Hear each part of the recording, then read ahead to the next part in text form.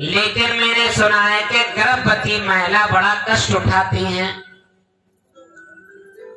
और फिर मैंने सुना है कि बहन गर्भ तो है आएगो, लेकिन भैया हम फिर अच्छो भोजन नहीं करते। खीर पूड़ी हलवा मालपुआ तरीका है, ये नहीं खा पाएंगे। फिर तो मुझे परिसे रहना पड़ेगा। क्या खाने पड़े? बिना नून की दाल, बिना मिर्ची की दाल, रूखी सूखी रोटी खाना पड़ेगी। इसलिए क्या करूं? और मैंने एक अनुभव और किया है। चलो मैं फल खा लूंगी, गर्भ है जाएगा। अगर सुखदेव जी जैसे 12 वर्ष तक लाला को जन्म नहीं है तो मैं कहा करेंगी, बहुत कष्ट उठाना पड़ेगा। पड़ोसन रहने का एक काम करो, वो फल खिला दो गज्जा को। जी गैया ने कभी बछड़ा का जन्म नहीं दिया, अनज्ञानी गाय को फल खिला दो और तुम जो हमारे गर्भ से लाला का जन्म है वो लाला मैं आपको दे दूंगी। धन दे देना, लाला के बल्ले हमें और धन के बल्ले दे दे हम आपको लल्ला को। इसलिए आपके दोनों काम बन जाएंगे। अनबयानी गाय को फल खिला दिया, महाराज पका हुआ आम का फल, और पड़ोसन ने धन के बदले में लड़का दे दो। और यहाँ जो गाय ने जीवन में बछड़ा का जन्म नहीं दिया, उस गाय ने बड़ा सुंदर लाला का जन्म दिया। पहले जन्म होगा धुंधकारी पड़ोसन बहन का बेटा, इसलिए बड़ा है धुंधकारी, और छोटे भाई है गोकर्ण, इनका बाद में जन्म होगा। तो महाराज गाय के गर्भ से बड़े सुंदर बालक का जन्म हुआ, मनुष्य बालक हुआ। क्योंकि गाय जैसा बछड़ा होना चाहिए ना, 4 पैर होना चाहिए, लामी लामी मुड़ी होना चाहिए, लेकिन वो नहीं। भैया एक मनुष्य बालक पैदा हुआ, जन्म ले लिया, और इनका नाम हुआ गोकर्ण। बोले गोकर्ण भगवान की।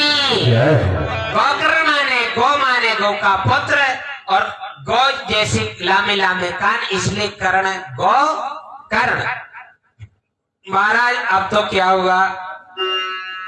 पंडितो ज्ञानी गोकर्णम धंधकारी महाखला, आत्मतो ब्राह्मणम कर्म कांड्य पुत्रो महापापत्यांति खला। पुत्र पापी हुआ, मदिरा पान करने वाला, और पंडित गोकर्ण वेदों उच्चारण करने वाले। लेकिन भैया क्या हुआ?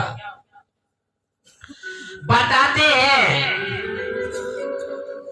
जब राजा शांतनु के सुब्रत देवव्रत को गंगा जी कर दी कि हमने इनको गुरुकुल में विद्या अध्ययन करा दिया, लौट के देवव्रत आए। देवव्रत से शांतनु जी ने पूछा, बेटा ये बताओ तुम्हारे गुरुजी ने क्या सिखाया है?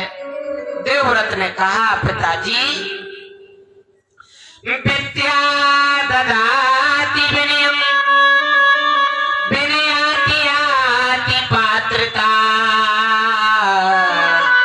पात्रता तम धनम आनोति धनाति धर्मो तदर्शत।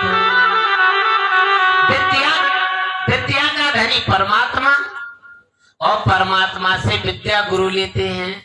विद्या ददाति विनयम, और महाराज जब गुरु के पास विद्या आती है तो विनयम माने विनय, पात्र हो शिष्य।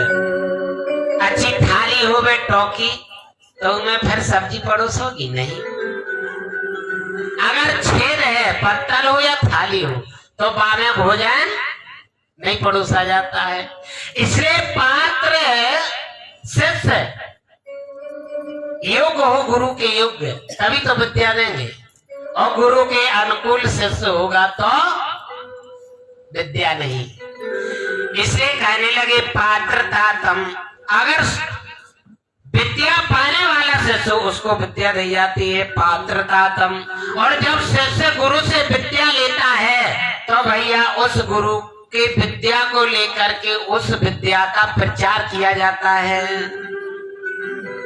और उस विद्या से, कथा करने से, कर्म कांड करने से जो धन आए, जजमान जो धन आए, तो उस धन से 100 हिस्सा में भैया कहां तक है, 5% हिस्सा धर्म में लगा दिया जाए।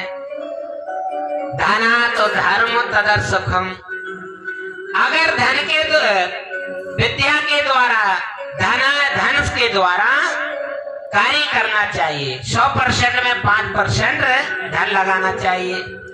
इसलिए आज गोकर्ण महाराज तो अपने नरा लपेट करके तपस्या को चले जाते हैं और यहाँ धुंधकारी घर में रह करके, और आज की कथा में गुरुजी ने बताया है कि जो धुंधकारी होगा, कथा विस्तार से शॉर्ट में मैं बता रहा हूँ क्योंकि गुरुदेव कह चुके हैं। तो जो धुंधकारी होगा महाराज वो मदरा पान करने लगा। गोकर्ण तो चले गए तपस्या के लिए, मदरा पान करने लगा और यहाँ पांच विषया अपने घर में रख ली। 5 विषयों के साथ में रह करके मदरा पान करने लगा। जितना पिताजी की कमाई थी, धन था, वो सारा धन मदरा में ठिकाने लगा दिया, सारा धन खर्च कर दिया, कुछ भी घर में नहीं बचा। और अपने पिताजी की पिटाई लगाई तो पिताजी दौड़ करके अपने छोटे पुत्र गोकर्ण के पास चले जाते हैं। ओड़े जा रे हंस